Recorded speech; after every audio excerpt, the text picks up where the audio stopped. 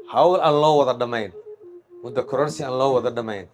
waxay keenaysaa khatar weynay keenaysaa oo dib noo ridi karta mataqaana ayay keenaysaa aniga marka waxaan qabaa hadda waxaa weeye waxaa isku haysta un masraxa waxaa jooga dadka siyaasiyiinta ahaa inteenna kaleeto oo ayna saamayso waa ka aamusannahay maarta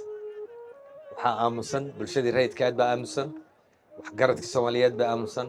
culimmadii baa ka aamusan dhalinyaradii baa ka aamusan waxaa loo baneeyey markaa masraxii baa loo baneeyey qolooyin siyaasadeed oo isku haysta ayaa loo baneeyey maarta oo hadhowta dambeetana haddii xaalku xumaado korkooda lagu dagaalami doono ama ay dhibaato ka dhici doonto cidda wax laga hadlaynayaana ay iyaga yihiin maarta waxaa laga marmaana markaa in codkan horta uu soo kordho uu soo baxo dadkiina bannaanka usoo baxaan codkoodana ay sheegtaan waxa ay rabaan ay sheegtaan dadka siyaasiyiinta waxay rabaan way sheegteen waana la yaqaanaa dadkan kaleeto tirada badanoo warkooda lama hayo maarta aniga waxaa meeshaas ka bannaan baan u malaynayaa door baa ka bannaan oo la rabo dadka laftirkooda inay soo